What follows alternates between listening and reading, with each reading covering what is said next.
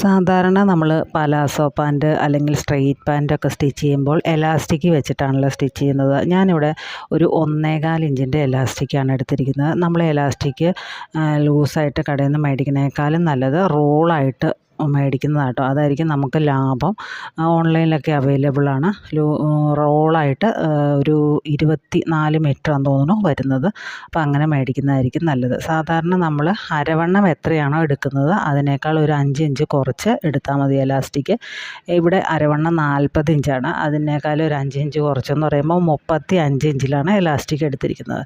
എന്നിട്ട് നമുക്ക് ആ എലാസ്റ്റിക്കിൻ്റെ 2 സൈഡും ഇതുപോലെ ഒന്ന് അടിച്ചു കൊടുക്കുക. 1 2 3 സ്റ്റിച്ച് കൊടുക്കുക. അതിന് ശേഷം നമുക്ക് പാൻറ്റിൻ്റെ മുകൾ ഭാഗം എടുത്ത് വെച്ചിട്ട് ഇതുപോലെ നമ്മൾ വരച്ച് വെച്ചിരിക്കുന്നത് കണ്ടോ, നമ്മൾ 2 ഇഞ്ച് താഴേക്ക് എലാസ്റ്റിക്കിനായിട്ട് മാർക്ക് ചെയ്ത് വെച്ചിരിക്കുന്നതാണ് നിങ്ങൾ കാണുന്നത്. അതിന് ശേഷം ഈ ഒരു എലാസ്റ്റിക് ഇതിൻ്റെ ഉള്ളിലേക്ക് വെച്ചിട്ട് ഒന്ന് സ്റ്റിച്ച് ചെയ്ത് കൊടുക്കുക.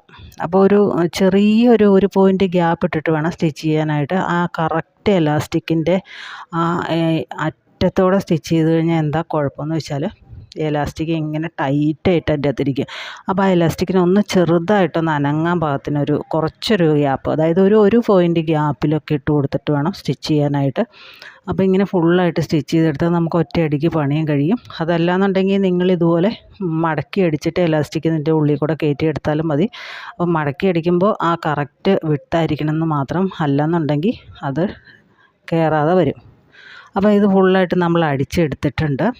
അതിന് ശേഷം നമ്മൾ റെഡിമെയ്ഡ് പാൻറ്റുകളിലൊക്കെ കണ്ടിട്ടില്ലേ, ഈ എലാസ്റ്റിക് നമ്മൾ ഇതുപോലെ അടിച്ചു കൊടുത്തു കഴിഞ്ഞാൽ കുറച്ച് കഴിയുമ്പോൾ 1-2 വാഷൊക്കെ കഴിയുമ്പോൾ എന്താ സംഭവിക്കുന്നതെന്ന് വെച്ചാൽ ഇതിൻ്റെ ഉള്ളിലുള്ള എലാസ്റ്റിക് അങ്ങോട്ടും ഇങ്ങോട്ടും ഒക്കെ മാറി തിരിഞ്ഞൊക്കെ കിടക്കുന്നത് കാണാനായിട്ട് സാധിക്കും. അപ്പോൾ അത് ഒഴിവാക്കാനായിട്ട് നമ്മൾ ഓരോ 1/2 ഇഞ്ച് ഗ്യാപ്പ് വെച്ചിട്ട് ഇതുപോലെ അടിച്ചു കൊടുക്കുക. അതായത് ആ എലാസ്റ്റിക്കിൻ്റെ മുകളിൽ കൂടെ ഒരു 2 സ്റ്റിച്ച്, മുകളിലും താഴെ ആയിട്ട് 2 സ്റ്റിച്ച് 1/2 ഇഞ്ച് ഗ്യാപ്പിൽ കൊടുത്തു കഴിഞ്ഞാൽ ആ എലാസ്റ്റിക് നല്ല പെർഫെക്റ്റ് ആയിട്ടിരുന്നുള്ളൂ. ഇപ്പം നിങ്ങൾക്ക് വീഡിയോയിൽ കാണുമ്പോൾ മനസ്സിലാവും ഞാൻ പറഞ്ഞത് എന്താണെന്ന്.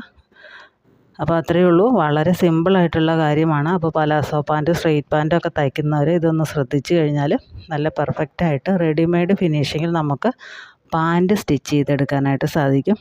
അപ്പോൾ അത്രയേ ഉള്ളൂ. വീഡിയോ ഉപകാരപ്രദമായെങ്കിൽ ഒന്ന് ലൈക്ക് ചെയ്ത് സപ്പോർട്ട് ചെയ്യുക കേട്ടോ. Thanks for watching.